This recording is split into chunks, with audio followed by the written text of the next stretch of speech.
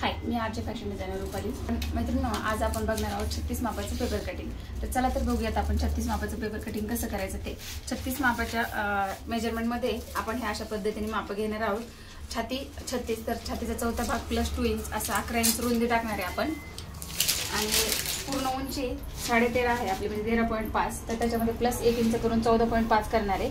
कंबर आपली 30 आहे, तशीच 30 फिटिंगला राहणार आहे. दंडगीर हा 6 आहे, तो जसा आहे तसंच फिटिंगला 6 लागणार आहे आपल्याला. मागचा गळा 9.5 प्लस 9.5चा 9.5 राहणार आहे. पुढचा गळा पण आहे तसंच राहतो आपला. बाही उंची आपली 5 आहे, त्यात प्लस 2 इंच आपण कॉटनचा ब्लाउज शिवणार आहे, त्याच्यामुळे 2 इंच मार्जिन वाढवणार आहे. तर अशा पद्धतीने आपलं 4 टक्स माप 36चं मेजरमेंट आहे. तर आपण चला तर मैत्रिणींनो पेपर कटिंग कसं करायचं ते पाहूया. तर अशा पद्धतीने आपण जसं नेक्स्ट व्हिडिओमध्ये पाहिलं तसं पूर्ण उंची प्लस 1 इंच असं आपण 14.5 बरोबर मार्किंग करून घेणार आहे. तर मैत्रिणींनो, आपले 13.5 प्लस 1 इंच बरोबर अशी 14.5 आपण पूर्ण उंची घेणार आहे. खालून आपल्याला नेहमी हे जे उंची आहे ते बरोबर पेपर कटिंगच्या लास्ट पॉईंट पासूनच घ्यायचे आहे. त्याच्या खाली अंतर सोडायचं नाही, वरती अंतर सोडायचं नाही. बरोबर पूर्ण उंची 14.5 घ्यायची आहे आणि रुंदी आपली 11 इंच घ्यायची. 9 प्लस 2 इंच बरोबर आपलं रुंदी शिलाई मार्जिन पकडून 11 इंच येणार आहे. तर अशा पद्धतीने आपण चौकोन करून घेणार आहे.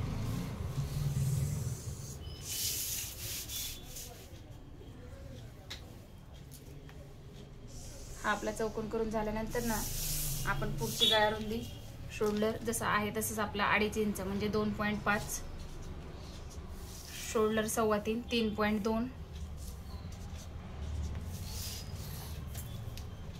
पुढचा गळा बरोबर आपला 6 आहे तसा 6 घेणार आहे.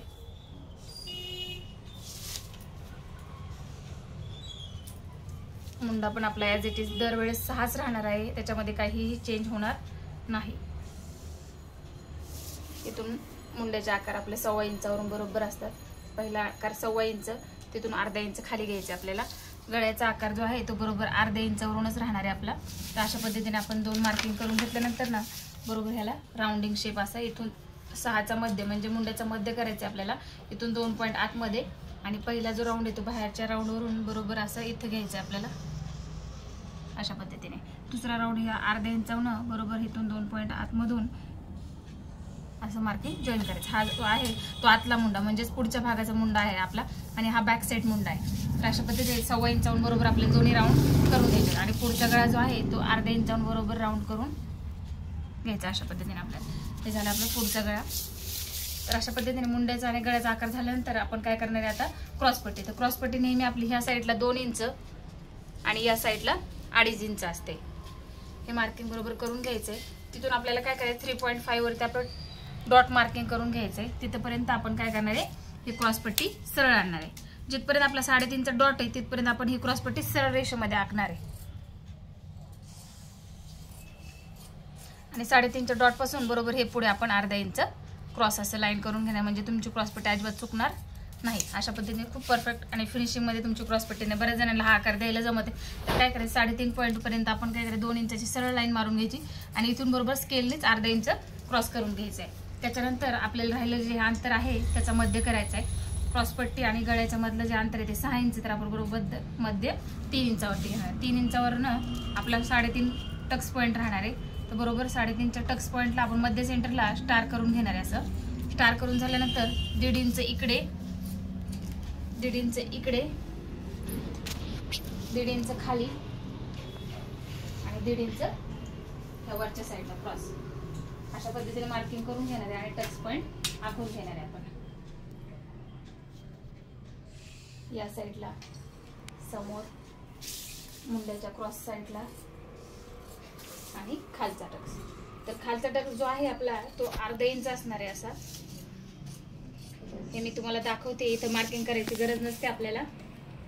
आणि इकडचे टक्स पॉईंट 2-2 पॉईंट वरून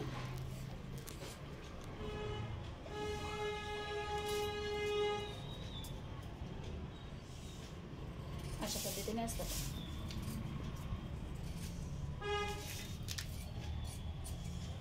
मुंड्याच्या क्रॉस साईडला आणि खालचा टक्स. तर खालचा टक्स जो आहे आपला तो अर्धा इंच असणार आहे असा. हे मी तुम्हाला दाखवते, इथं मार्किंग करायची गरज नसते आपल्याला. आणि इकडचे टक्स पॉईंट 2-2 पॉईंट वरून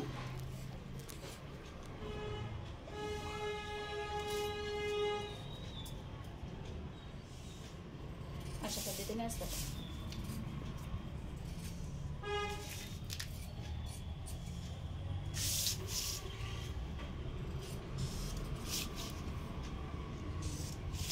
अशा पद्धतीने हे 2-2 पॉईंटचे टक्स आणि हा अर्धा इंचचा टक्स आपला असं 4 टक्स मापाचं हे आपलं पेपर कटिंग आता झालेलं आहे. आपण स्लीव्हचा आकार काढणार आहोत. स्लीव्ह कशी काढायची ते बघूया. स्लीव्ह काढण्यासाठी आपल्याला पूर्ण उंची प्लस 2 इंच मध्ये प्लस 2 इंच म्हणजे असं टोटल 7 इंच आपण घेणार आहेत उंची आणि रुंदी. छातीचा चौथा भाग नेहमी आपल्याला काय करायचंय, उंची बाही उंची आणि रुंदीमध्ये उंचीमध्ये 2 इंच मिळवायचे आणि रुंदीमध्ये छातीचा चौथा भाग नेहमी घ्यायचे. तर अशा पद्धतीने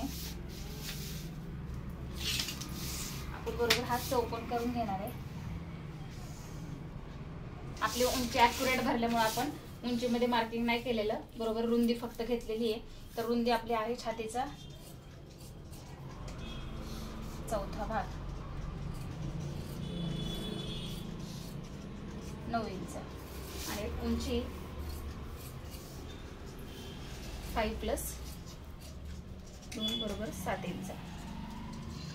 अशा पद्धतीने आता आपण काय करणार आहे, वरतून 2.5 इंच खाली घेणार आहे. नेहमीप्रमाणे आपला जो शेप आहे स्लीव्हचा तो 2.5 इंचावरती द्यायचा आणि इथून बरोबर 1 इंचापर्यंतच आपल्याला सरळ रेष मारून घ्यायची आणि ही क्रॉस लाईन आपल्याला जॉईन करून घ्यायची. अशी क्रॉस लाईन जॉईन करून झाल्यानंतर आपल्याला काय करायचं, या क्रॉस लाईनचा मध्य करायचं. परत हा मध्य चेक करायचा, आपलं अंतर किती राहते बरोबर.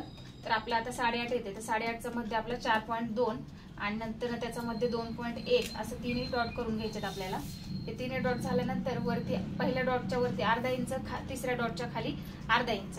अशा पद्धतीने हा आपला वरचा शेप जो आहे तो बरोबर अर्धा इंचावरून ह्या तिसऱ्या पॉईंट मधून असं खाली आपण 1 पॉईंट मधून ह्या स्लीव्हला जॉईन करतो.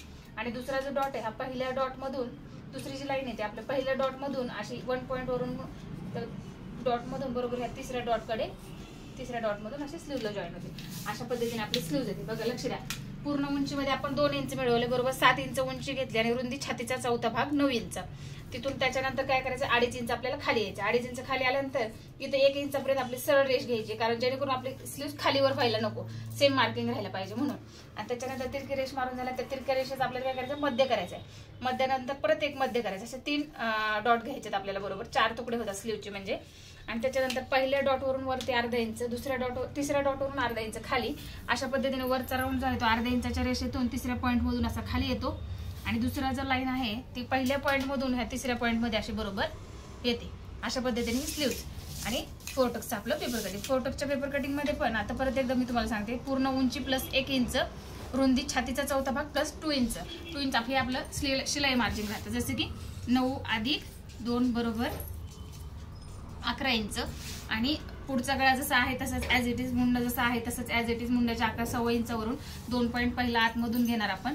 गळ्याचा आकार अर्ध्या इंचावरून, त्याच्यानंतर आपली क्रॉसपट्टी 2 आणि 2.5 करून घेणार आपण. आणि नंतर ना जेवढं हे अंतर राहील त्याचा मध्य करून टक्स पॉईंट घेणार 3.5 वरती. आपल्या 36च्या मापापर्यंत 3.5 होतं. नेक्स्ट आपल्या जेव्हा 38, 40, 42 मापेल त्याच्यामध्ये काय चेंजेस होईल ते आपण सांगणार आहोत. तर अशा पद्धतीने आपलं 36 मापाचं पेपर कटिंग झालेलं आहे. तर कसं वाटलं मैत्रिणी आजचं पेपर कटिंग तुम्हाला मला कमेंट करून नक्कीच सांगा. आणि आपल्या चॅनलला, यूट्यूब चॅनलला लाईक करा, शेअर करा, सबस्क्राईब करा.